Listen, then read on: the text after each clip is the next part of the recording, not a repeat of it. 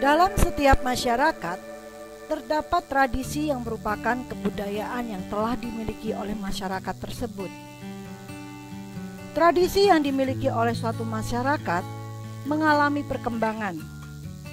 Salah satu tradisi yang dimiliki oleh masyarakat adalah tradisi sejarah. Artinya, bagaimana masyarakat menjelaskan masa lalunya berdasarkan perkembangan kebudayaan yang dimilikinya. Masyarakat Indonesia sebelum mengenal aksara sudah memiliki tradisi sejarah. Maksud tradisi sejarah adalah bagaimana suatu masyarakat memiliki kesadaran terhadap masa lalunya.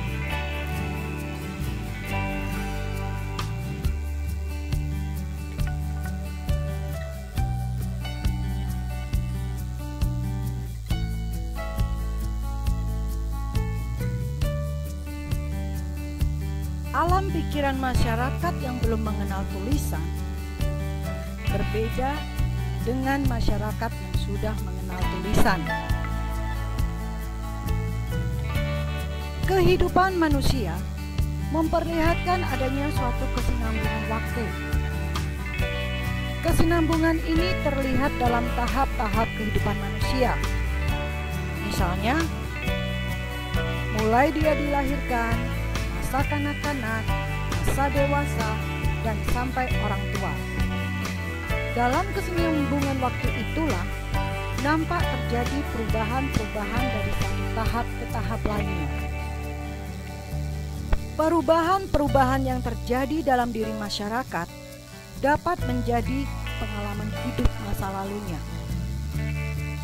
Pemahaman terhadap masa lalunya selalu berkaitan dengan bagaimana masyarakat tersebut melihat perubahan yang terjadi pada diri dan lingkungan di sekitarnya. Secara garis besar, perubahan dapat dikategorikan menjadi dua bentuk. Satu, perubahan alami, dan kedua adalah perubahan insani. Perubahan alami adalah perubahan yang terjadi pada alam itu sendiri. Contohnya terjadinya gempa bumi, gunung meletus, banjir, dan bencana alam lainnya. Perubahan insani adalah perubahan yang terjadi pada diri manusia, baik bersifat individu maupun kelompok.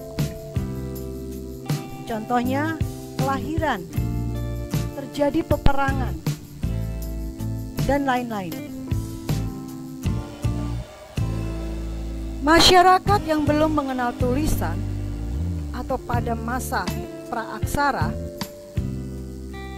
melihat alam sebagai bagian yang terpenting dalam menentukan perubahan diri dan lingkungannya. Alam adalah pusat segala perubahan. Perubahan-perubahan yang terjadi, baik yang ada pada dirinya maupun lingkungannya, lebih banyak menempatkan alam sebagai penyebab utama perubahan tersebut. Manusia pada masa belum mengenal tulisan ini melihat perubahan yang terjadi pada manusia yang bersumber dari kekuatan di luar diri manusia. Bahkan kekuatan itu bukan hanya bersumber dari alam, akan tetapi bersumber pula dari kekuatan-kekuatan lain selain manusia. Inilah yang kadang-kali disebut seperti dewa atau figur-figur tertentu yang memiliki kesaktian. Pemahaman seperti ini disebut dengan pemahaman yang bersifat religius magis. Kesadaran sejarah pada masyarakat masa praaksara, mereka berupaya agar tradisi sejarah yang mereka miliki dapat diwariskan kepada generasinya. Tujuan utama pewarisan tersebut adalah agar generasi penerusnya memiliki pengetahuan masa lalunya. Dan pengetahuan itu harus menjadi suatu keyakinan. Cara pewarisan yang dilakukan pada masa praaksara adalah dengan bertutur dari mulut ke mulut.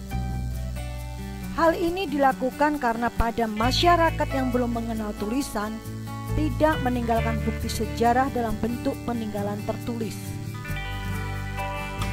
Untuk mengetahui tradisi sejarah, jejak sejarah dapat kita lihat dari folklore, mitologi, legenda, dan upacara.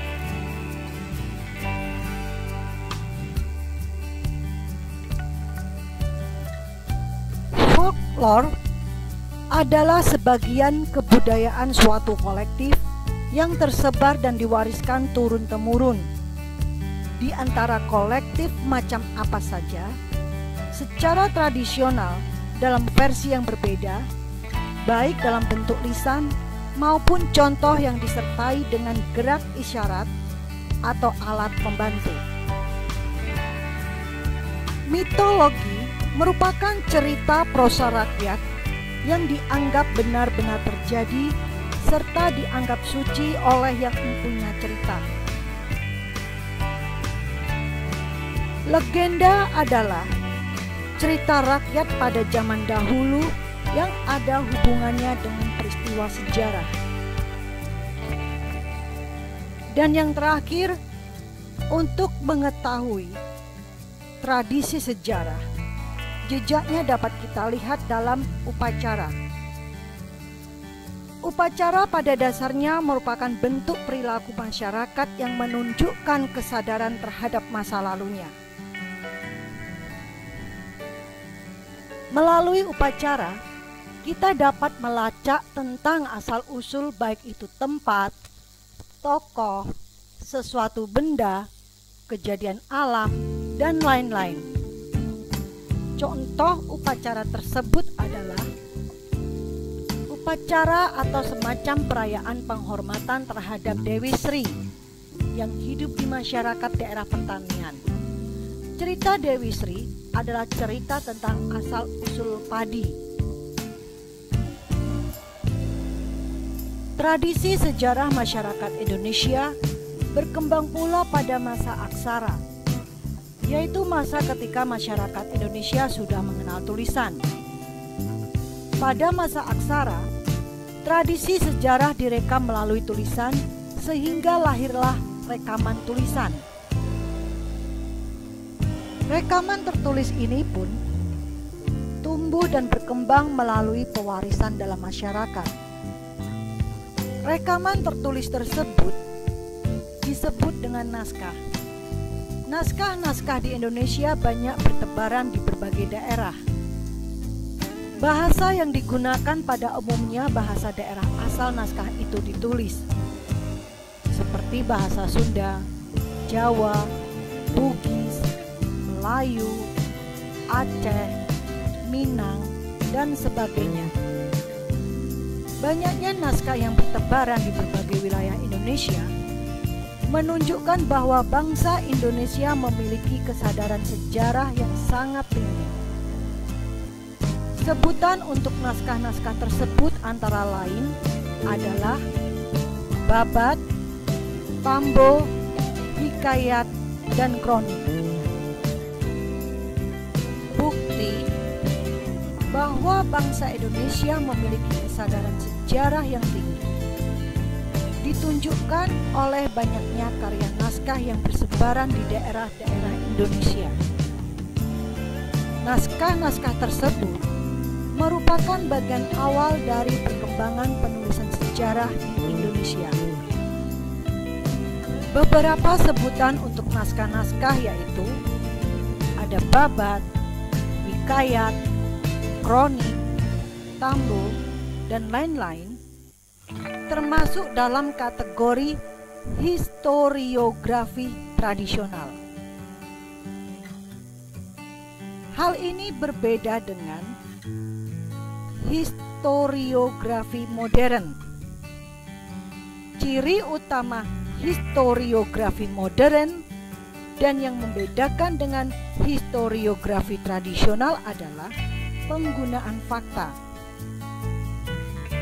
historiografi tradisional tidak terlalu mementingkan kebenaran fakta, sedangkan historiografi modern sangat mengutamakan fakta. Penulisan sejarah yang modern diawali dengan penulisan sejarah penjajahan Belanda di Indonesia. Penulisan sejarah ini dilakukan oleh para ahli sejarah yang merupakan suatu tim. Tim penulis sejarah ini dipimpin oleh Dr. F.W. Staple, dan buku yang dikeluarkan oleh tim ini berjudul Sejarah Hindia Belanda, di mana pada tahap ini perkembangan penulisan sejarah di Indonesia memasuki babak Neerlandocentris. Artinya, penulisan sejarah memihak pada kepentingan Belanda, bukan berpihak pada kepentingan bangsa Indonesia. Penulisan sejarah yang Neerlandocentris dalam pandangan penulis sejarah Indonesia tidaklah tepat di mata bangsa Indonesia. Kesadaran tentang pentingnya penulisan sejarah yang Indonesia sentris muncul sejak awal kemerdekaan. Sejak awal kemerdekaan muncul adanya keinginan untuk menulis kembali sejarah Indonesia. Hal ini dikarenakan adanya kekecewaan terhadap buku-buku pelajaran yang ada di sekolah saat itu. Pada umumnya, buku-buku yang digunakan masih merujuk kepada buku Stapel, walaupun diberi judul Sejarah Indonesia. Untuk mewujudkan penulisan sejarah yang Indonesia sentris, pemerintah kemudian membuat suatu tim yang bertugas melaksanakan penulisan kembali sejarah Indonesia. Tim ini dibentuk pada tahun 1963.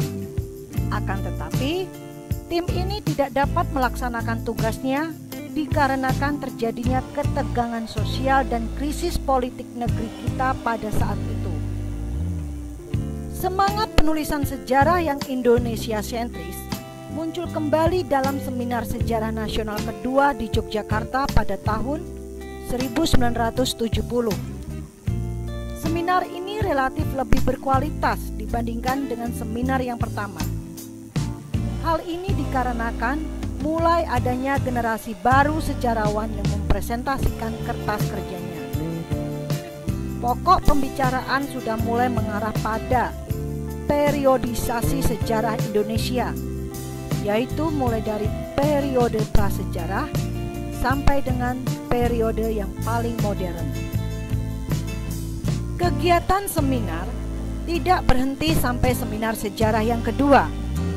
Dalam beberapa waktu kemudian, diadakan kembali seminar sejarah nasional.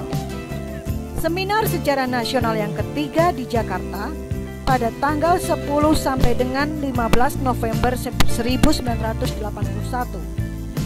Dan seminar sejarah nasional yang keempat di Yogyakarta pada tanggal 16 sampai dengan 19 Desember 1985. Kongres Nasional Sejarah yang terakhir dilaksanakan di Jakarta pada tanggal 14 sampai 17 November 2006. Kongres sejarah atau seminar yang dilaksanakan itu pada dasarnya merupakan upaya untuk menemukan kembali penulisan-penulisan sejarah Indonesia, baik dari aspek sumber maupun metodologi.